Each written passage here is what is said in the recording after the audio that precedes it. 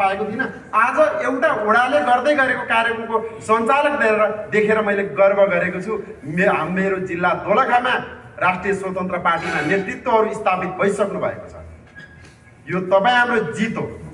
म आज भाषण भन्दा नि म आज म्याथमेटिक्समा भाषण गर्नेवाला छु। तपाईँहरूलाई म भाषण गर्दै गर्दा भाषण मात्रै गर्ने भने गाली मात्रै गरेर सकिन्छ।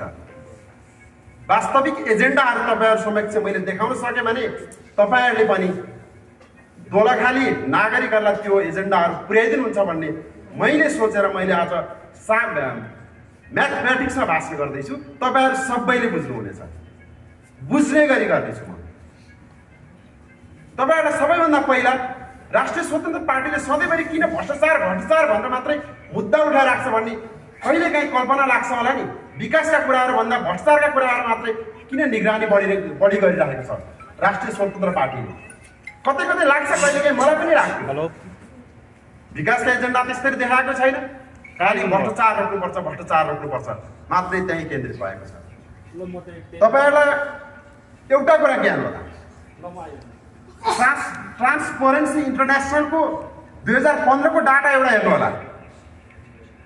168 वटा देशको सर्वेक्षण गर्दाखेरि 130औं स्थानमा हाम्रो नेपाल भ्रष्टाचारको स्थानमा रहेको थियो 2015, आजभन्दा 10 वर्ष अगाडि। यो बिचको 10 वर्ष पनि तपाईँहरूले हेर्नुभएको होला। यो कसले यो देश चलाइरहेको छ तपाईँहरूलाई सर्वविदित जानकारी छ। सँगसँगै यो 10 वर्षको पिरियडमा आज 2025-2024 सम्मको डाटा हेर्ने हो भने 170 वटा देश सर्वेक्षण गर्दै गर्दा हाम्रो देश 107औं स्थानमा आइसकेको छ। 130 मा भएको हाम्रो मुलुक आज 107औं स्थानमा भ्रष्टाचारको जर्जरमा फुसेको छ भने यो जिम्मेवारी कसले लिनुपर्छ?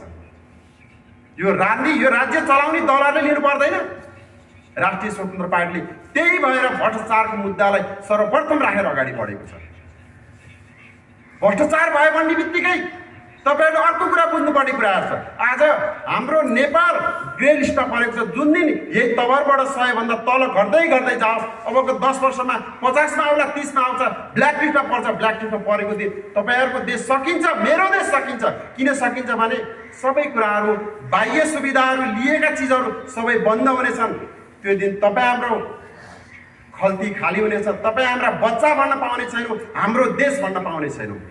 त्यो दिन भोग्नु नपरोस् भनेर हामीले सबैभन्दा सर्वप्रथम त पहिला भ्रष्टाचारको एजेन्डा लिएर अगाडि बढेका छौँ। तपाईँहरू पनि खोज नीति गर्न सक्नुहुन्छ। एकछिन घरमा बसेर अध्ययन गर्नुहोस्, तपाईँका छोराछोरीलाई अध्ययन गर्न दिनुहोस्।